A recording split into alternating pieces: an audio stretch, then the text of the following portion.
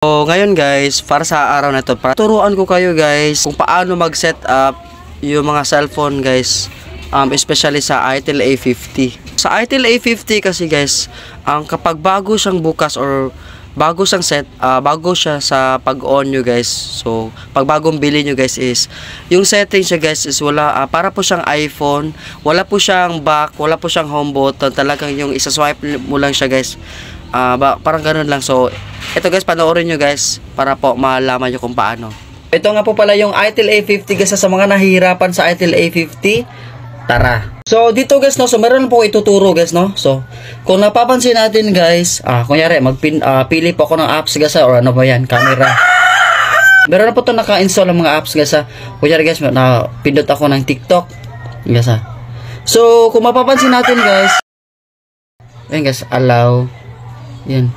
Yeah guys, wala po talaga, para po siyang iPhone style guys, wala po siyang back. So, ang gagawin natin guys, punta po tayo sa guys, punta po tayo sa settings. Punta lang po tayo sa settings guys, para po lalabas po yung pindutan guys, yung pong ayun. So next guys, punta po tayo sa dito sa settings, ibaba. Then pindutin na po natin itong system navigation guys, from language input and input date and time, and then system navigation. Pindutin na po natin to guys, system navigation guys. And ito guys, pindutin po natin ang 3 button. Ayan guys, 3 button navigation.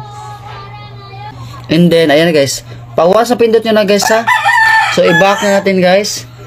So ayan guys, meron na po siyang, ayun guys, meron na po siyang dito, meron na po, ayan, pwede nyo po ayan guys, para talaga siyang iPhone guys kapag hindi po siya i-set up. So yun lang po guys, maraming salamat guys kung nakatulong po itong video na to.